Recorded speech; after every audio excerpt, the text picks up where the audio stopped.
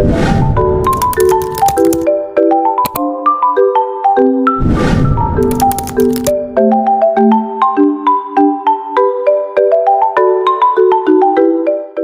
perencanaan pengadaan sedia informasi Alkes BMHP harus memperhatikan penyakit, pola konsumsi dan budaya dan kemampuan masyarakat. Dalam hal ini kita memerlukan metode konsumsi, yaitu berdasarkan pola konsumsi masyarakat, metode epidemiologi, yaitu berdasarkan pola penyakit masyarakat, metode kombinasi gabungan pada konsumsi dan pola penyakit masyarakat.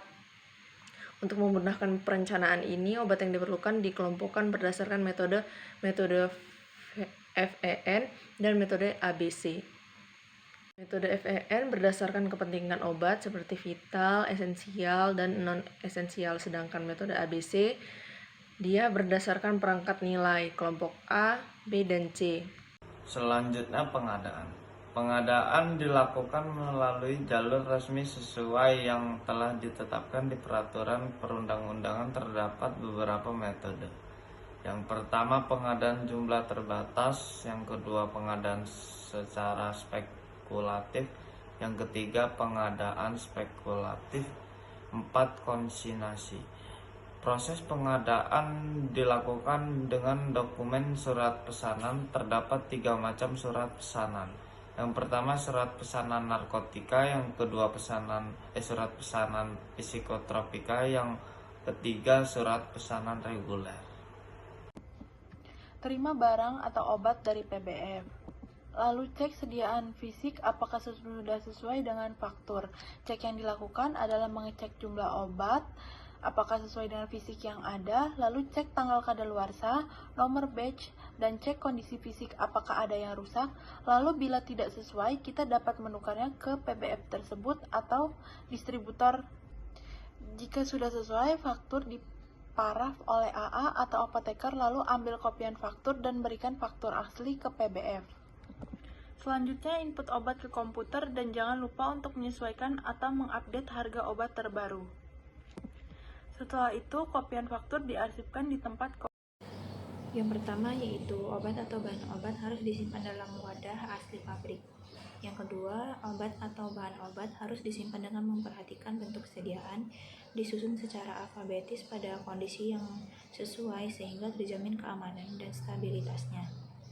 Selanjutnya, pengeluaran obat menggunakan sistem FIFO, First Expired, First Out, dan FIFO, First In, First Out.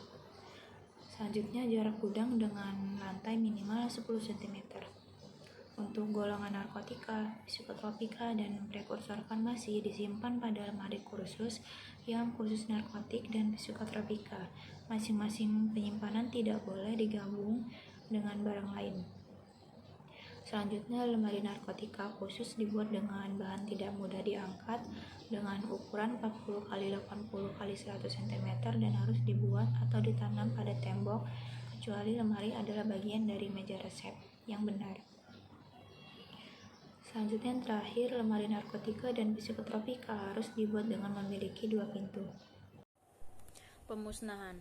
Obat yang kadaluarsa atau rusak harus dimusnahkan sesuai dengan jenis dan bentuk sediaan. Pemusnahan obat yang mengandung narkotika atau psikotropika dilakukan oleh apoteker dan disaksikan oleh Dinas Kesehatan Kabupaten atau Kota.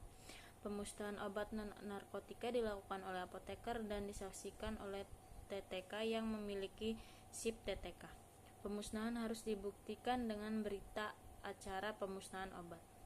Resep yang telah disimpan melebihi jangka waktu 5 tahun dapat dimusnahkan. Pemusnahan dilakukan oleh apoteker dan disaksikan petugas lain.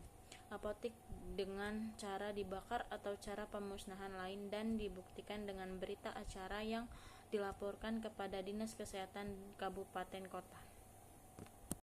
Selanjutnya adalah pengendalian. Pengendalian dilakukan untuk menjamin jumlah persediaan sesuai kebutuhan pada pelayanan melalui sistem pengadaan atau pemesanan, penyimpanan, dan pengeluaran.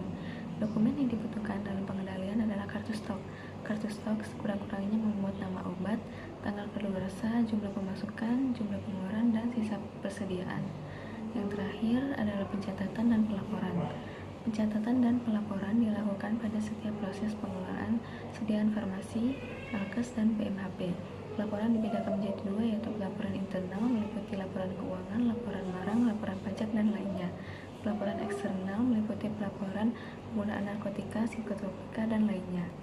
Pelaporan narkotika dan psikotropika dilaporkan melalui SITNEP, yaitu aplikasi sistem pelaporan narkotika dan psikotropika.